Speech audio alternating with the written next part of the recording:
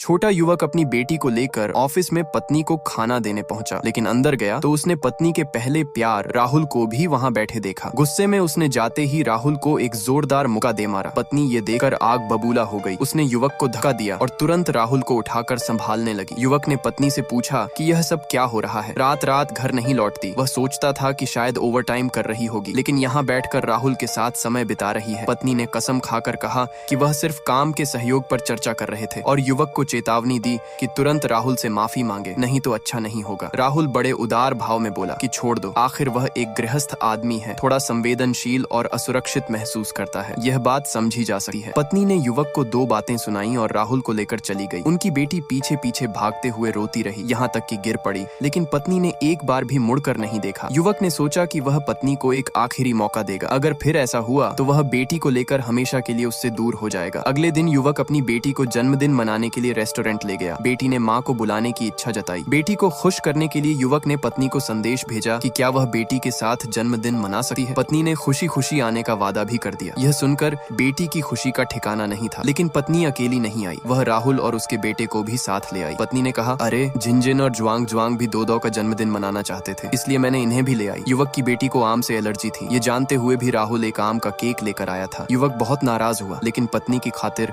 उसने उन्हें बैठने दिया। अभी वे बैठे ही थे कि राहुल का बेटा युवक की बेटी से मम्मी को लेकर लड़ने लगा और दोनों बच्चों की जोर जोर से बहस होने लगी। युवक गुस्से से मेज थपथपाकर उठ खड़ा हुआ, पर समझदार बेटी ने कहा कि रहने दो। युवक तब जाकर बेटी के लिए दूसरा केक लेने चला। जाते जाते उसने पत्नी से कहा कि बेटी को आम का केक बिल्कुल न खाने देना। युवक जैसे ही गया, राहुल ने आम का केक काटा और पत्नी ने खुद राहुल के बेटे को खिलाया। बेटी का मन ललचा गया। मम्मी, क्या मैं खा सकती हूँ? नहीं, अफसोस, इतना अच्छा केक और तुम खा नहीं सकती, पत्नी ने लाड से राहुल के बेटे से कहा। तभी राहुल के बेटे ने सामने एक दुकान में खिलौना बंदूक देखी और तुरंत पत्नी से उसे खरीदने को कहा। पत्नी बिना कुछ सोचे मान गई और बेटी को वहीं छोड़कर राहुल के बेटे को खिलौना दिलाने चली गई। बेटी बहुत हल्की सी उंगली के कोने से केक छक बैठी। अगले ही पल उसके शरीर पर लाल चकत्ते फैल गए। वह पापा को ढूंढने उठी ही थी कि वहीं गिरकर बेहोश हो गई। युवक जब केक लेकर लौटा तो बेटी को बेहोश पड़ा देखकर हक्का बक्का रह गया। वह तुरंत उसे अस्पताल ले गया। सौभाग्य से समय रहते इलाज हो गया और बेटी की जान बच गई। नेक्स्ट पार्ट के लिए चैनल को सब्सक्राइब करें।